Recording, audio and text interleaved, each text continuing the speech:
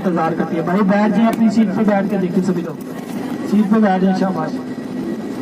ادھر اللہ سے سچے دل سے دعا کر لیں. یہ لاکھوں کے حساب سے خیمے ہیں. یا اللہ پاک اس سال ان میں سے کوئی خیمہ ہمارا بھی بنا دے تاکہ ہم 8 سے حج کو ان مینا کے خیموں میں حج کا رکن اور اللہ کی عبادت کر سکیں. یا اللہ پاک ہم سب کو 9 ذی الحج کو میدان عرفات کے اندر مسجد نمرہ کے اندر بیٹھ کے حج کا خطبہ سننے کی سعادت نصیب فرما. یا اللہ پاک ہم سب کو مزدلفہ کے اندر کھلے آسمان کے نیچے مٹی پہ ساری رات اللہ کی عبادت کرنے کی توفیق عطا فرما. یا اللہ پاک ہم سب کو اس سال مینا کے اندر قربانی کرنے کی توفیق عطا فرما. یا اللہ پاک ہم سب کو اس سال حج کی سعادت نصیب فرما.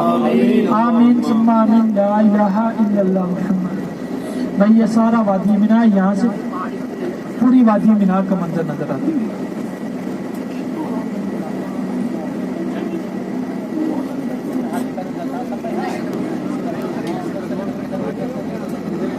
آگے نفق آئے گی. عربی میں اس کو نفق کہتے ہیں, اردو میں سرنگ کہتے ہیں. 18 سے 20 سرنگیں ایسی بنائی گئی ہیں جو حاجی حج پہ آتے ہیں. حاجیوں کا ایک سمندر ہوتا ہے جو ایک ہی رستے سے نہیں گزر سکتے, تو ان سرنگوں سے گزرتے ہیں اور مینا کے خیموں میں داخل